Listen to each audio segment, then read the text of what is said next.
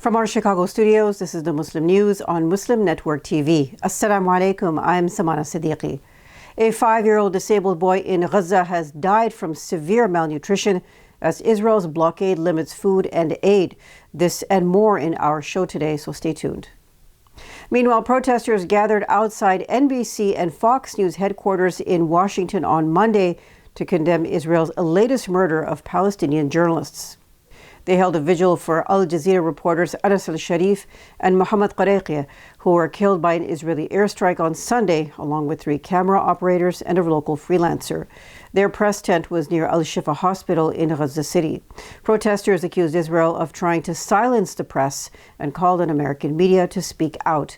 They demanded accountability and an end to attacks on journalists in conflict zones. The demonstration was one of many around the world the same day, condemning what commentators say was Israel's targeted attack on the journalists in Gaza. Protests were held in Tunisia, Ireland, Germany, and in the Netherlands. Palestinian journalists in the West Bank city of Ramallah have condemned Israel's murder of reporters in Gaza. They gathered in the city center Monday, holding photos of the slain correspondents and voicing support for colleagues in Gaza. Al Jazeera reporters Anas al-Sharif and Mohammed Qareqi were killed, along with 3 camera operators from the same network and a local freelance journalist. Their murders by Israel have sparked outrage across media circles.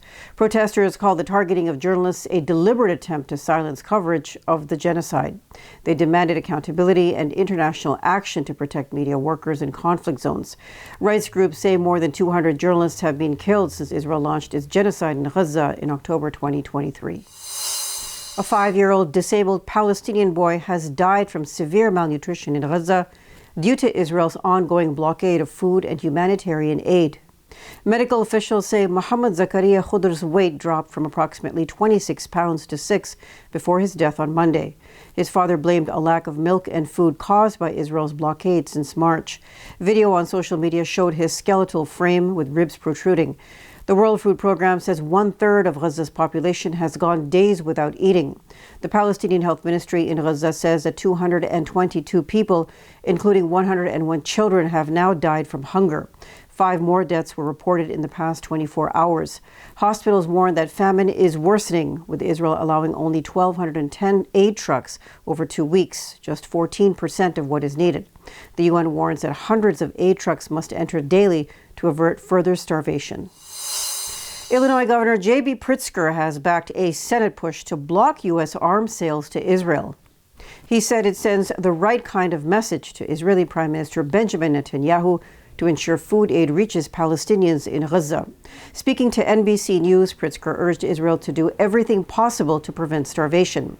The Senate last week voted on 2 measures introduced by Senator Bernie Sanders to halt certain weapons transfers.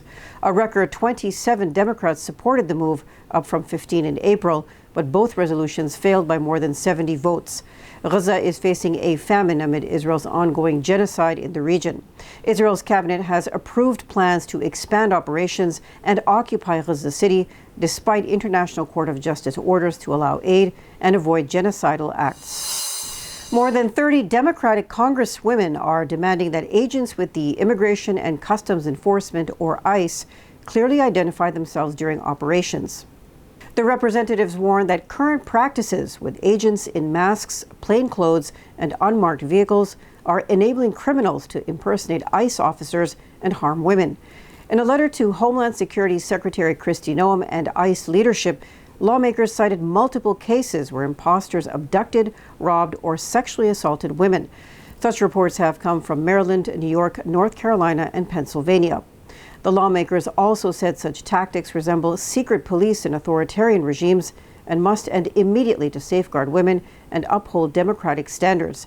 They are calling for agents to wear visible IDs similar to local police to deter impersonators and protect public trust.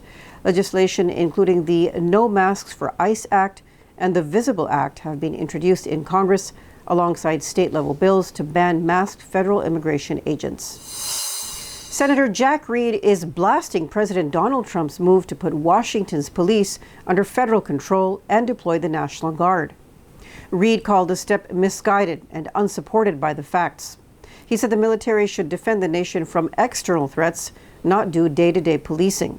The Pentagon says 800 soldiers were activated Monday, with up to 200 supporting law enforcement.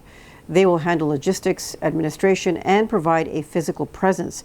Reid accused Trump of exploiting his power and using the military for political purposes. He compared it to similar moves by the president in Los Angeles. Trump defended the action, claiming the Capitol is overrun by gangs, criminals, mobs, drug users, and homeless people. Reid urged Congress to step in, withdraw the troops, and protect Americans' rights. He warned that ignoring the checks and balances system could endanger civil liberties nationwide. U.S. researchers say smartphone sensors can detect early signs of mental distress, potentially enabling faster treatment and reducing stigma. Details after the break, so stay tuned. We can save a lot of people. I mean, some of those kids that's real starvation stuff. I see it. And you can't fake that.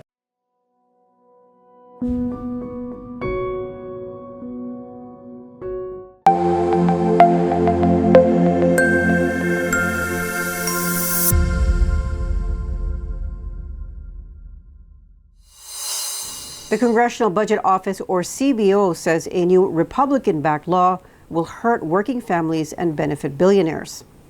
In its report, which was requested by top Democrats, it says the richest 10% will gain about $13,600 a year, mostly from tax cuts. The poorest 10% will lose around $1,200 annually, mainly from cuts to Medicaid and food aid. CBO estimates 4 million people, including 1 million children, will face major food assistance cuts. The law's expanded work requirements will remove 2.4 million adults from the Supplemental Nutrition Assistance Program, or SNAP. The law also slashes benefits for their households. Tens of thousands of lawful immigrants, including refugees and trafficking survivors, will lose eligibility. Experts call the measure class warfare, accusing Republicans of knowingly targeting the most vulnerable. The CBO also warns the law will add $3.4 trillion to the deficit and cause over 10 million to lose health coverage in the next decade. The Council on American Islamic Relations, or CAIR, has won a major federal court order in Arkansas. It requires the state's prisons to allow Muslim inmates their own weekly Jummah prayer services. The lawsuit was filed in 2019 by CAIR on behalf of 3 incarcerated Muslims. It challenged a policy that forced them to pray with people of other faiths, including members of groups like the 5 Percenters and members of the Nation of Islam. This is in contrast to other religious groups like Catholics, Protestants, and Jews who are allowed separate services. The court found the policy violated federal law protecting the religious rights of prisoners. Arkansas must now accommodate Muslim inmates' religious needs in line with the law. The State Department has designated the Baluchistan Liberation Army and its armed wing, the Majid Brigade, as terrorist organizations.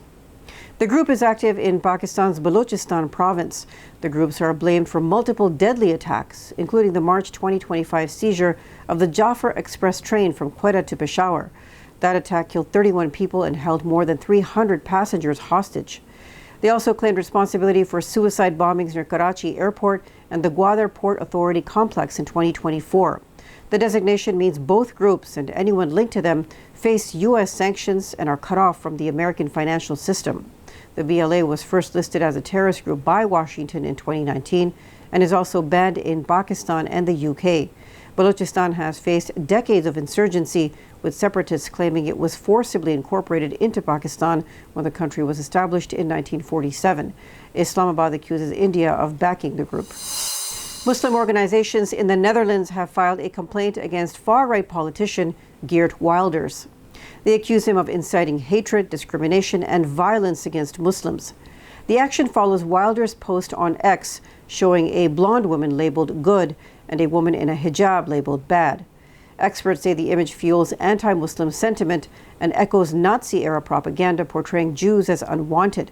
Muslim Rights Watch, which is among the 14 groups taking legal action, says a portrayal could trigger hostility, social unrest, and hatred. The group stresses that Muslims are an inseparable part of Dutch society and contribute to it daily. The complaint argues that such depictions cross legal boundaries and cannot be ignored. Africa's landlocked nations are rebranding as land-linked economies, turning geographic limits into strategic advantages. A new United Nations Development Program report says these countries are leveraging central locations, expanding regional connections, and embracing technology to drive trade and development. Examples include Rwanda's Kigali logistics platform linking Uganda, the Democratic Republic of Congo, and Burundi to Kenya and Tanzania. As well, Ethiopia's rail link to Djibouti has cut freight time from 72 hours to 12. Most African landlocked developing countries are part of the African Continental Free Trade Area, opening a market of 1.2 billion people. Digital connectivity, though still limited, is seen as transformative. Globally, landlocked developing countries account for 7% of the population, but just 1.1% of world trade. A new study says smartphone sensors can detect early signs of psychological distress. Researchers from 3 universities in the U.S. tracked the daily habits of 557 adults over 15 days in 2023, recording their movement, sleep, and usage patterns. The data found that common behaviors are linked to multiple mental health conditions. These include spending more time at home, waking up late, fewer phone calls, and even charging devices less often. Experts believe that passive phone monitoring could help flag risks before conditions become severe. They say that technology, which is funded by the National Institutes of Health, could lead to earlier treatment, reduce stigma, and lower costs. That's all from our Chicago studios tonight. Thank you for watching Muslim News. We are a community channel dedicated to bringing you stories you can trust.